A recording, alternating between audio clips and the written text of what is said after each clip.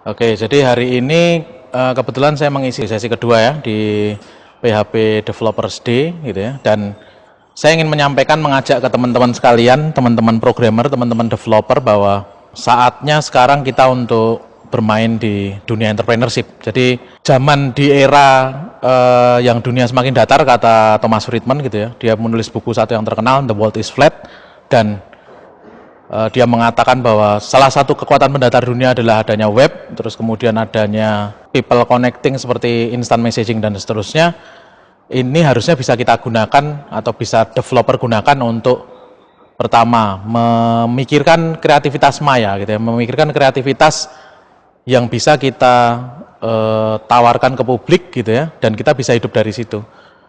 Dan sebenarnya kalau kita lihat banyak orang-orang di luar negeri yang hidup dari apa yang dikatakan Friedman, bahwa dunia semakin datar, dan Friedman mengatakan bahwa perubahan bisa dilakukan oleh individu gitu ya. Misalkan kita sejak awal ada Larry Page dan Sergey Brin dengan Google-nya, Jerry Yang dengan Yahoo-nya gitu ya. Mereka membuat satu kreativitas maya dan mereka hidup dari sana. Disusul oleh generasi-generasi yang lebih muda.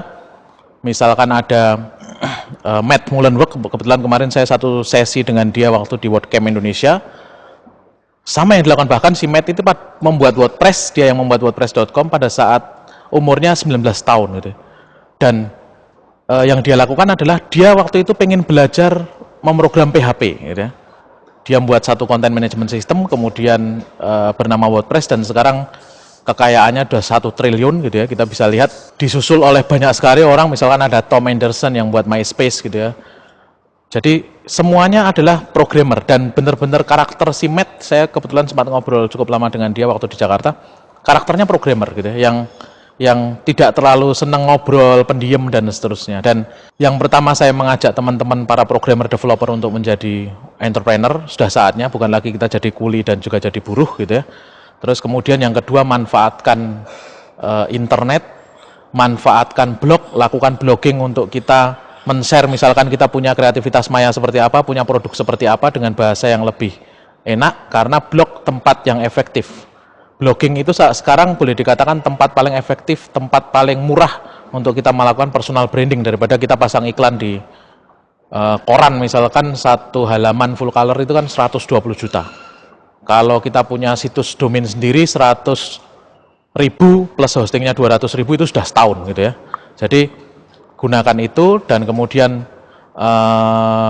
pada saat kita browsing, pada saat kita bermain di dunia maya, selalu sense bisnis kita coba tetap dijaga. Misalkan saya melihat Alexa, traffic ranking situs Alexa. Kita tidak hanya melihat bagaimana ranking Alexa, tapi kita bisa melihat tren bisnisnya. Data 100 besar top sites yang ke Indonesia untuk Alexa itu saya buat kategorisasi, saya analisis secara statistik gitu ya. Kalau saya bermain di bisnis, kira-kira layanan apa yang laku dan seterusnya. Nah, ini yang sebenarnya saya sampaikan. Tidak hanya hari ini, sebenarnya saya banyak ke kampus-kampus ngajak teman-teman, jangan sampai lulusan-lulusan computing kita, programmer-programmer kita, developer kita yang menurut data dari IDC jumlahnya adalah 76.500 gitu ya. Kita 4 kalinya Singapura dan 3 kalinya Malaysia.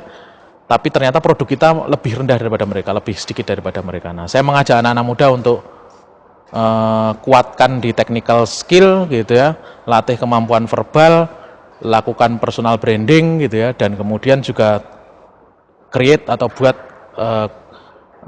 kreativitas maya, yang saya berharap bahwa kita nanti nggak ada lagi programmer yang hanya mengandalkan kurikulum vitae, nyari pekerjaan di mana-mana, tapi kita bisa berbisnis gitu ya. Dan salah satu misalkan jadi hasil dari blogging misalkan gitu ya, saya ngeblog sudah cukup lama, dan kemudian ada ternyata penerbit yang tertarik. Nah, nanti jadi buku seperti ini nih. Jadi kabarnya sekarang udah jadi bestseller nih.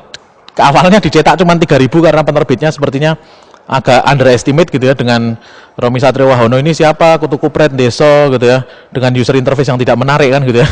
Tapi ternyata alhamdulillah kemarin Gramedia di Bandung juga minta sangat banyak, Jakarta juga minta sangat banyak, dan di daerah juga banyaknya alhamdulillah.